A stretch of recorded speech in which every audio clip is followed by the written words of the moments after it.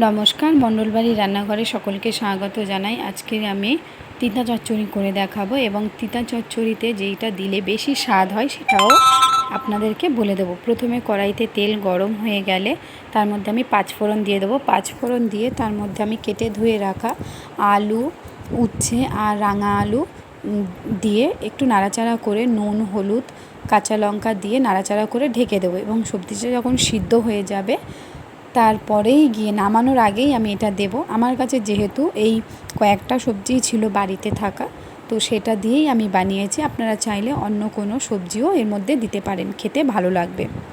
যখন সবজিটা সিদ্ধ হয়ে যাবে এবং নামানোর আগে মেথি আর ধনে শুকনো খোলায় টেলে নিয়ে ওটা গুঁড়ো করে অল্প পরিমাণ দিয়ে দেব, দিয়ে একটু নাড়াচাড়া করে নামিয়ে নেব।